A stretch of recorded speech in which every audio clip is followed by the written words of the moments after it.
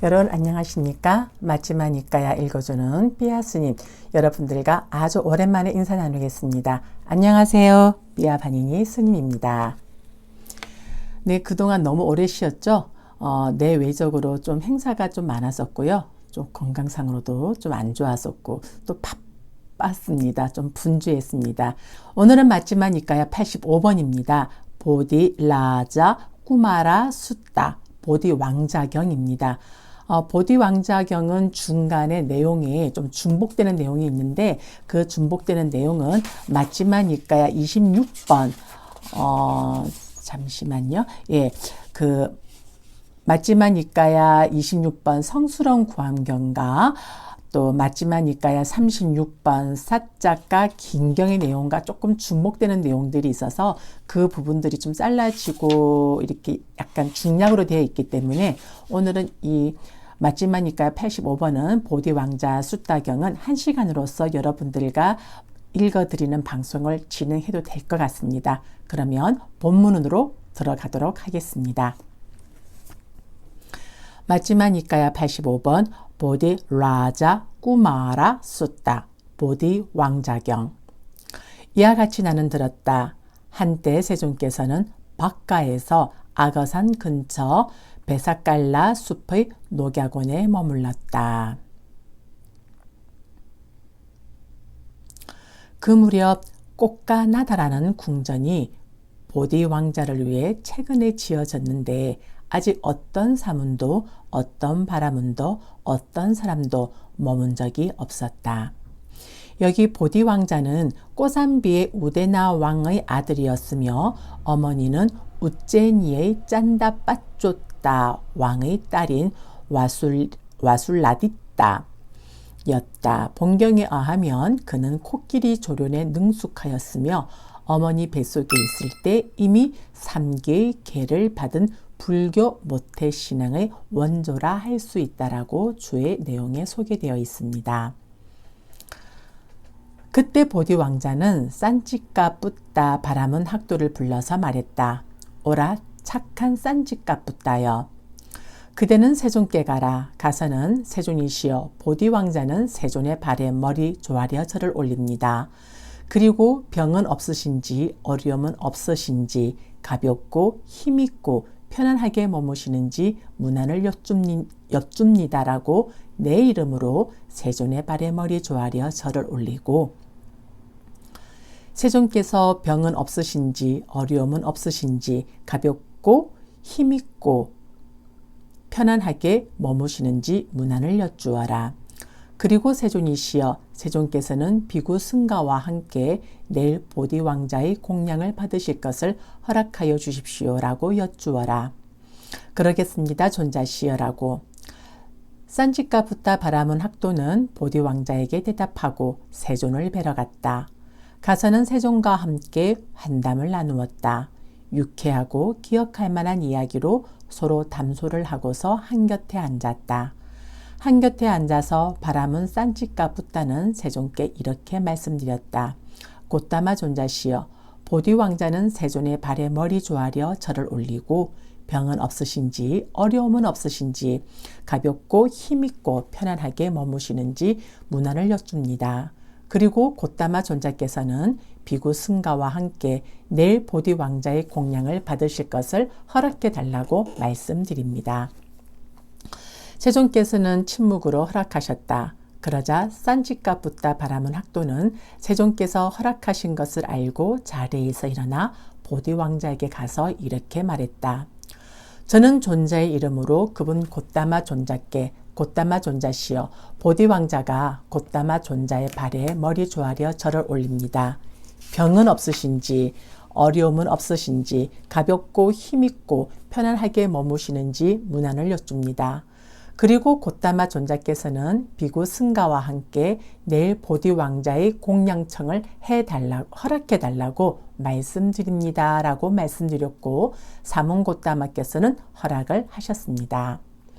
그러자 보디 왕자는 그 밤이 지나자 자신의 거처에서 맛있는 여러 음식을 준비하게 한 뒤 꽃가 나다 궁전을 흰 천으로 맨 아래 계단까지 덮게 하고 싼지가 붙다 바람은 학도를 불러서 말했다. 오라 착한 싼지가 붙다여, 세존을 찾아뵙고 세존이시여 시간이 되었습니다. 공양이 다 준비되었습니다라고 시간을 알려드려라. 그러겠습니다. 존자시여라고 보디 왕자에게 대답하고 싼지가 붙다 바람은 학도는 세존께 다가가서 시간을 알려드렸다. 곧다마 존자시여 시간이 되었습니다. 공양이 다 준비되었습니다. 그때 세존께서는 오전에 온 매무새를 가다듬고 바루와 가사를 수하시고 보디 왕자의 거처로 가셨다. 그때 보디 왕자는 현관문 밖에 서서 세존이 오시기를 기다리고 있었다. 보디 왕자는 세존께서 멀리서 오시는 것을 보았다. 보고서는 세존을 맞이하러 앞으로 나아가 절을 올리고 앞쪽으로 모시면서 꽃가나다 궁전으로 들어갔다. 세존께서는 첫 번째 계단 앞에서 멈추셨다. 그러자 보디 왕자는 세존께 이렇게 말씀드렸다.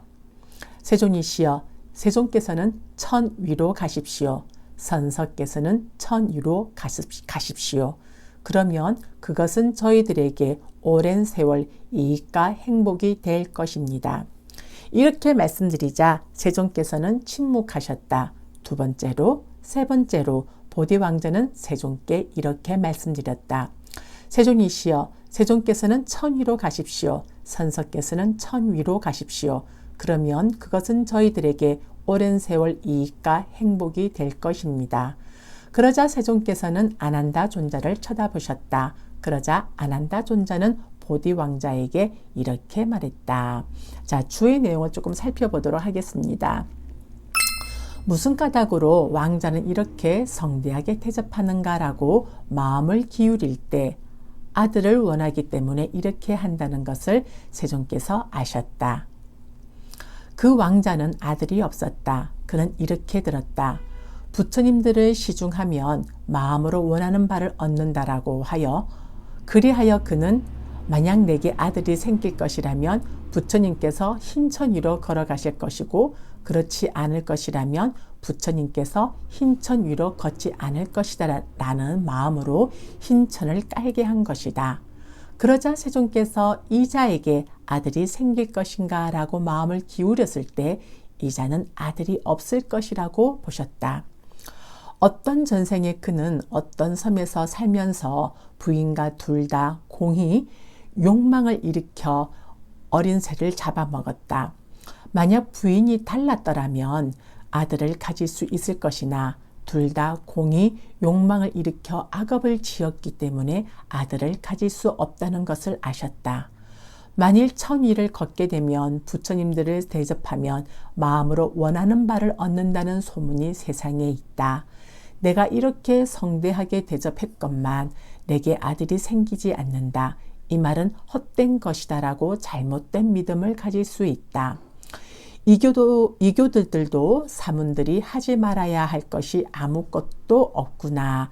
천을 파괴하면서 방랑하는구나 라고 불평할 것이다.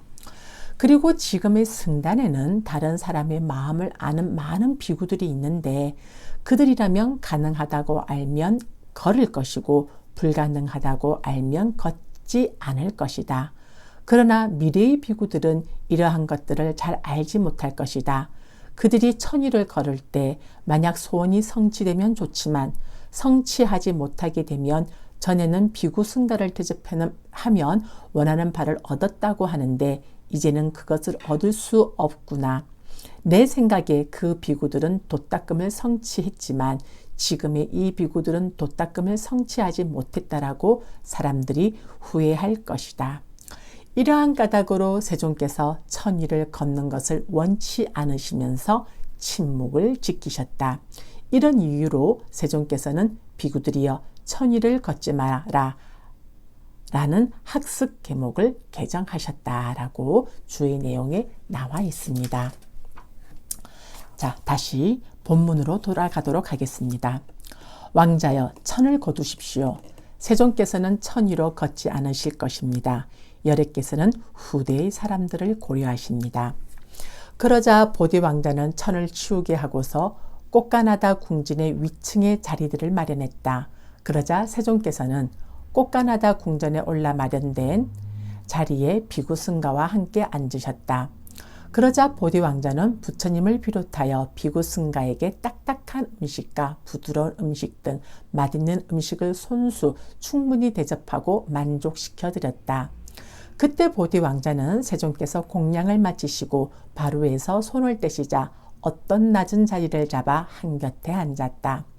한곁에 앉아서 보디 왕자는 세존께 이렇게 말씀드렸다. 세존이시여, 제게는 행복으로 행복은 얻어지지 않을 것이다. 참으로 괴로움으로 행복은 얻어질 것이다. 라는 이런 생각이 듭니다.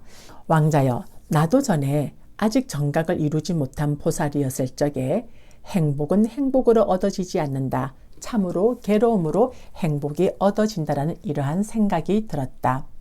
왕자여, 그런 나는 나중에 아직은 연소하고 젊고 머리가 검고 축복받은 젊음을 구족한 초년기에 참으로 이곳은 용맹정진을 원하는 선남자들이 용맹정진하기에 적합한 곳이다라고. 왕자여, 내게 전에 들어본 적이 없는 세 가지 비유가 즉시에 떠올랐다. 마치 방일하지 않고 열심히 스스로 독려하며 머무는 자에게 무명이 제거되고 명지가 일어나고 어둠이 제거되고 강명이 일어나듯이 내게도 무명이 제거되고 명지가 일어났고 어둠이 제거되고 강명이 일어났다. 왕자여, 그런 내게 이런 생각이 들었다. 내가 증득한 이 법은 심오하여 두 비구가 탁발하여 가져오면 6명이 연명을 했다. 왕자여, 5 비구들은 이와 같이 나의 지도를 받고 이와 같이 나의 가르침을 받아 오래지 않아 좋은 가문의 아들들이 집에서 나와 출가하는 목적인 그 위없는 청정범행의 완성을 지금 여기에서 스스로 최상의 지혜로 알고 실현하고 구족하여 머물렀다. 이렇게 말씀하시자 보디 왕자는 세존께 이렇게 여쭈었다. 세존이시여, 얼마나 오래 비구가 열애의 지도를 받아야 좋은 가문의 아들들이 집에서 나와 출가하는 목적인 그 위없는 청정범행의 완성을 지금 여기에서 스스로 최상의 지혜로 알고 실현하고 구족하여 머물 수 있습니까? 왕자여, 그렇다면 그것에 대해 내가 그대에게 되물어 보겠다. 그대가 적당하다고 여기는 대로 대답하라. 왕자여, 이를 어떻게 생각하는가? 그대는 코끼리를 타고 가축의 모리 막대기를 사용하는 기술에 숙달이 되었는가? 세존이시여, 그렇습니다. 저는 코끼리를 타고 가축의 모리 막대기를 사용하는 기술에 숙달되어 있습니다. 왕자여, 이를 어떻게 생각하는가?